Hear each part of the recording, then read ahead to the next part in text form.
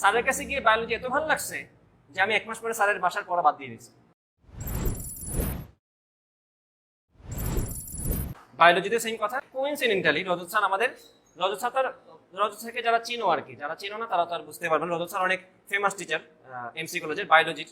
উনি অনেক ডিফারেন্ট স্টাইলে পড়াতেন আমাদের। ওই সময়টাতে উনি আমাদের ওই কম্পিউটার দিয়ে পড়াতেন। তখন তো স্যারের ওইভাবে প্রজেক্টর ছিল না, স্যার এখন প্রজেক্টর দিয়ে পড়ান। তখন স্যার আমাদেরকে ওই যে ল্যাপটপের মধ্যে বিভিন্ন বায়োলজির জিনিসপত্র নিয়ে নিয়ে বোঝাতেন যে এটা এটা এটা এটা, উইকিপিডিয়া থেকে সার্চ করে দেখাতেন।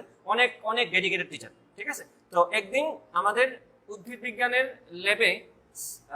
ল্যাবের ইনস্ট্রাকশন আসেন নাই। তো স্যার আসছেন টক্সি দিতে, জাস্ট আসছেন আর কি এমনি। তো স্যার আমাদের লেবে যে কথাবার্তাগুলো বলতেছেন, স্যারের কথা বলার স্টাইল আর এইসব ভঙ্গি দেখে আমরা বুঝছি যে এই তো এর কাছে বায়োলজি পড়া যায়, যেহেতু বায়োলজি পারি না, বুঝছো। তো নগদে স্যারের কাছে ভর্তি হয়ে গেছে। ওই ওই একটা ক্লাসের পরেই আমরা ডিসিশন নিচ্ছি যে আমরা স্যারের কাছে পড়বো। সাথে সাথে ফ্রেন্ডদেরকে নক করছি যারা পড়ে স্যারের কাছে, বুঝছে স্যার কখন পড়ান, কিভাবে পড়ান। জানলাম স্যার আসলে যেরকম কথা বলতেছে স্যার ওইভাবেই পড়ায়।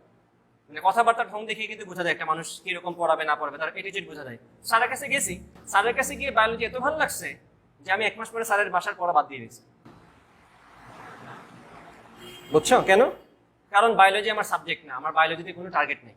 তো যে সাবজেক্ট আমার টার্গেট নেই সেই সাবজেক্ট আমার ভালো লাগার কোনো প্রয়োজন নেই। আননেসেসারি এফেকশনের কোনো প্রয়োজন নেই। আমার যদি বায়োলজি ভালো লাগে আমি বায়োলজি নিয়ে ডেফিনেটলি পড়ে থাকবো। বায়োলজি আমার দেখতে ভালো লাগে।